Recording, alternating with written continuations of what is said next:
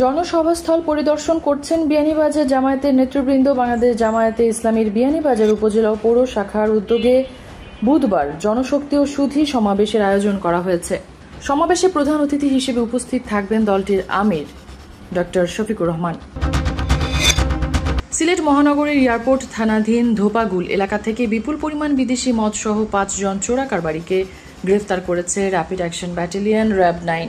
অভিযানে মোট 1460 বোতল বিদেশি মদ, একটি প্রাইভেট কার এবং একটি পাজেরো জিপ জব্দ করা হয়েছে। সিলেট ও সুনামগঞ্জ সীমান্তবর্তী এলাকায় চোরাচালান বিরোধী বিশেষ অভিযানে প্রায় 2,24,00,000 টাকার চোরাচালানি মালামাল জব্দ করেছে সিলেট ব্যাটালিয়ন 48 বিজিবি। মঙ্গলবার গোপন সংবাদের ভিত্তিতে অভিযান চালানো হয়।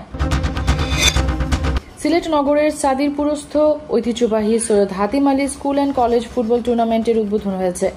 সোমবার শিক্ষা প্রতিষ্ঠানটির নিজস্ব মাঠে আন্তঃ ক্লাস ফুটবল টুর্নামেন্টের উদ্বোধন করা হয়। সিলেটে ন্যাশনাল সিটিজেন পার্টির পোস্টার ছেঁড়ার ঘটনায় সিটি কর্পোরেশনের 3 কর্মীকে বহিষ্কার করা হয়েছে। সোমবার সিসিকে পাঠানো এক সংবাদ বিজ্ঞপ্তিতে এই তথ্য জানানো হয়।